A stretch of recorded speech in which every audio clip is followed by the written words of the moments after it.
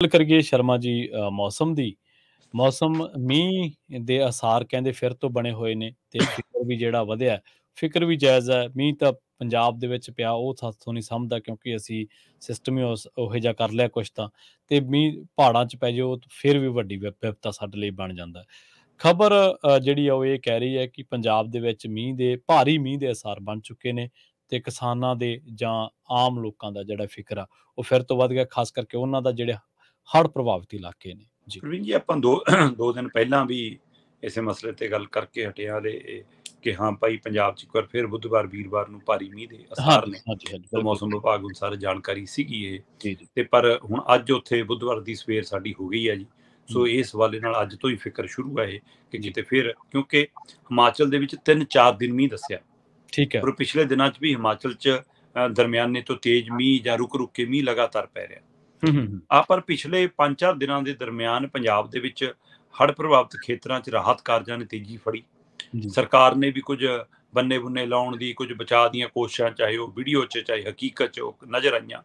ਸੋ ਪਰ ਇਸ ਦੌਰਾਨ ਮਤਲਬ ਕਿ ਥੋੜੀ ਜੀ ਸਕੂਨ ਮਿਲ ਰਿਹਾ ਸੀਗਾ ਕਿ ਹਾਂ ਪਾਣੀ ਘਟਿਆ, ਸਫਾਈ ਹੋਣ ਲੱਗੀ, ਥੋੜਾ ਜਿਹਾ ਲੋਕ ਉਸ ਤੋਂ ਹੜ੍ਹ 'ਚੋਂ ਬਾਹਰ, ਖਾਸ ਕਰ ਅੰਮ੍ਰਿਤਸਰ ਦਾ ਇਲਾਕਾ, ਪਟਿਆਲੇ ਦਾ ਇਲਾਕਾ, ਹੋਰ ਫਾਜ਼ਿਲਕਾ ਦਾ ਇਲਾਕਾ ਜਾਂ ਬਾਕੀ ਖੇਤਰਾਂ ਜਿੱਥੇ ਜਿੱਥੇ ਪਾਣੀ ਵੜਿਆ, ਘੱਗਰ ਦੀ ਮਾਰ ਵਾਲਾ ਇਲਾਕਾ, ਥੋੜਾ ਜਿਹਾ ਲੱਗ ਰਿਹਾ ਸੀਗਾ ਪਾਣੀ। ਪਰ ਇੱਧਰ ਹੁਣ ਆਹ 2 ਦਿਨ ਦੇ ਅਲਰਟ ਨੇ ਇੱਕ ਵਾਰ ਫਿਰ ਫਿਕਰਮੰਦੀ ਵਧਾ ਦਿੱਤੀ ਹੈ ਪ੍ਰਵੀਨ ਜੀ। ਠੀਕ ਹੈ। ਖਾਸ ਕਰਕੇ ਮਤਲਬ ਕਿ ਜਿਵੇਂ ਬੁੱਧ ਵੀਰਵਾਰ ਨੂੰ ਭਾਰੀ ਮੀਂਹ ਦੱਸਿਆ ਜਾ ਰਿਹਾ ਕਿ ਹਾਂ ਇਸ ਦੌਰਾਨ ਮਤਲਬ ਕਿ ਪੰਜਾਬ ਪੂਰੇ ਦੇ ਵਿੱਚ ਤੇਜ਼ ਮੀਂਹ ਆ ਸਕਦਾ ਹੈ, ਤੇ ਉਧਰ ਹਿਮਾਚਲ 'ਚ ਵੀ ਤੇਜ਼ ਮੀਂਹ ਆ ਸਕਦਾ ਹੈ। ਬਾਕਾਇਦਾ ਤੌਰ ਤੇ ਹਦਾਇਤ ਕੀਤੀ ਗਈ ਹੈ ਕਿ ਮੌਸਮ ਵਿਭਾਗ ਵੱਲੋਂ ਕਿ ਪੰਜਾਬ ਦੇ ਦਰਿਆਵਾਂ 'ਚ, ਪੰਜਾਬ ਦੀਆਂ ਨਦੀਆਂ 'ਚ, ਪੰਜਾਬ ਦੀਆਂ ਨਹਿਰਾਂ 'ਚ, ਪੰਜਾਬ ਦੀਆਂ ਜਿਹੜੀਆਂ ਸਾਡੀਆਂ ਬਰਸਾਤੀ ਮਤਲਬ ਕਿ ਨਦੀਆਂ, ਖੱਡਾਂ, ਚੋਏ ਨੇ, ਉਹਨਾਂ 'ਚ ਪਾਣੀ ਦਾ ਪੱਧਰ ਅਚਾਨਕ ਤੇਜ਼ ਹੋ ਸਕਦਾ, ਇਸ ਲਈ ਤੋਂ ਦੂਰ ਰਹੋ, ਲੋਕਾਂ ਨੂੰ ਅਪੀਲ ਕੀਤੀ ਗਈ ਹੈ। ਠੀਕ ਹੈ, ਠੀਕ ਹੈ। ਉਹਨਾਂ 'ਚ ਪਾਣੀ ਦਾ ਬਹਾਅ ਕਿਸੇ ਵੀ ਸਮੇਂ ਤੇਜ਼ ਆ ਸਕਦਾ, ਇਸ ਲਈ ਧਿਆਨ ਰੱਖਣਾ, ਕਿਉਂਕਿ ਉੱਪਰ ਮੀਂਹ ਕਾਫੀ ਪੈ ਰਹੇ ਨੇ।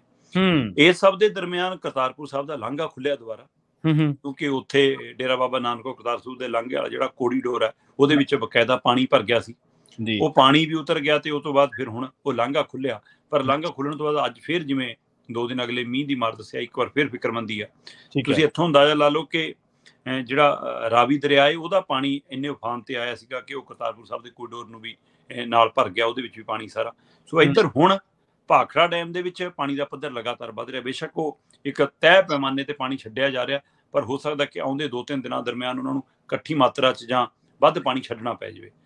ਅੱਜ ਦੀ ਤਰੀਕ ਦੇ ਵਿੱਚ ਇਸ ਸਮੇਂ 1655.75 ਫੁੱਟ ਪਾਣੀ ਹੈ ਜੀ। 1655.75, ਲਗਭਗ 1656 ਫੁੱਟ ਪਾਣੀ ਹੈ ਭਾਖੜਾ ਡੈਮ 'ਚ। ਠੀਕ ਹੈ, ਠੀਕ ਹੈ। ਤੇ ਇਹ ਪਿਛਲੇ 1.5 ਦਿਨ ਤੋਂ 2 ਫੁੱਟ ਜ਼ਿਆਦਾ ਹੈ, 1.96-97 ਹੈ ਨਾ। ਸੋ ਇਹ ਇਸ ਲਈ ਲਗਭਗ ਇਹ ਮਤਲਬ 2 ਫੁੱਟ ਤੋਂ 2 ਫੁੱਟ ਦੇ ਪਿਛਲੇ ਨਾਲੋਂ ਵੱਧ ਗਿਆ। ਸੋ ਇਹ ਫਿਕਰਮੰਦੀ ਕਿ ਆਉਂਦੇ ਦਿਨਾਂ 'ਚ ਇੱਕਦਮ ਹੋਰ ਵਧਣ ਦਾ ਅਸਾਰ ਹੈ। ਸੋ ਇਸ ਲਈ ਪੰਜਾਬ ਦੇ ਮੂਹਰੇ ਇੱਕ ਨਵੀਂ ਚੁਣੌਤੀ ਖੜੀ ਹੈ। ਬੇਸ਼ੱਕ ਉਹਦੇ ਰਾਹਤ ਕਾਰਜਾਂ ਚੋਂ ਬਾਅਦ ਜਾਂ ਕੁਛ ਮੀਂਹ ਘੱਟ ਪੈਣ ਕਾਰਨ ਥੋੜਾ ਜਿਹਾ ਚੋਂ ਨਿਕਲ ਰਿਹਾ ਸੀ ਪੰਜਾਬ, ਪਰ ਆਹ 2 ਦਿਨਾਂ ਨੇ ਫਿਕਰਮੰਦੀ ਵਧਾਈ ਹੈ ਜੀ। ਕਈਆਂ ਨੇ ਦੁਬਾਰਾ ਜੀਰੀ ਲਾਉਣ ਦੀ ਕੋਸ਼ਿਸ਼ ਕੀਤੀ ਹੈ, ਕਈਆਂ ਨੇ ਆਪਣੇ ਖੇਤਾਂ ਨੂੰ ਦੁਬਾਰਾ ਠੀਕ ਕਰਕੇ ਕੁਛ ਨਵਾਂ ਫਸਲ ਦੇ ਹਵਾਲੇ ਨਾਲ ਸੋਚਣਾ ਸ਼ੁਰੂ ਕੀਤਾ, ਪਰ ਆ ਫਿਰ ਮੀਂਹ ਨੇ ਇੱਕ ਵਾਰ ਫਿਕਰਮੰਦੀ ਵਧਾ ਦਿੱਤੀ। ਬਿਲਕੁਲ ਤੁਹਾਡੀ ਗੱਲ ਸਹੀ ਹੈ ਜੀ। ਜਿਨ੍ਹਾਂ ਇਲਾਕਿਆਂ 'ਚ ਪਾਣੀ ਖਿਸਕਿਆ ਸੀਗਾ, ਉੱਥੇ ਲੋਕਾਂ ਨੇ ਆਖਿਆ ਕਿ ਚਲੋ ਵੱਤਰ ਆਊਗਾ, ਫਿਰ ਵਾਵਾਂਗੇ, ਫਿਰ ਬੀਜਾਂਗੇ, ਦੇਖਦੇ ਹਾਂ ਸਾਉਣੀ ਦਾ, ਕਿਉਂਕਿ ਟਾਈਮ ਤਕਰੀਬਨ ਲੰਘਣ ਦੇ ਕਿਨਾਰੇ ਹੀ ਹੈ।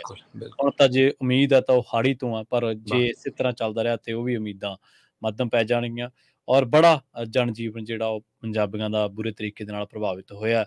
ਔਰ ਕਿਉਂਕਿ ਕਿਸਾਨੀ ਜ਼ਿਆਦਾ ਵਸੋਂ ਹੈ ਤੇ ਕਿਸਾਨੀ ਦੇ ਜਿਹੜੇ ਲੈਣੇ ਦੇਣੇ ਹੁੰਦੇ ਨੇ, ਕਬੀਲਦਾਰੀਆਂ, ਉਹ ਸਾਰਾ ਛਮਾਈ ਤੇ ਖੜੇ ਨੇ। ਹਾਂਜੀ ਬਿਲਕੁਲ, ਉਹ ਇਸੇ ਤਰ੍ਹਾਂ ਹੀ ਖੜੇ ਹੁੰਦੇ ਨੇ।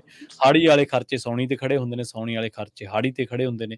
ਸੋ ਇਹ ਬੜੀ ਮਾਰ ਪਈ ਹੈ ਪੰਜਾਬ ਦੀ ਕਿਸਾਨੀ ਨੂੰ, ਖਾਸ ਕਰਕੇ ਮੱਧ ਵਰਗੀ ਜਿਹੜੀ ਕਿਸਾਨੀ ਹੈ। ਚਲੋ ਸਮਰੱਥ ਬੰਦਾ ਤਾਂ ਫਿਰ ਕੋਈ ਨਾ ਕੋਈ ਹੀਲਾ ਵਸੀਲਾ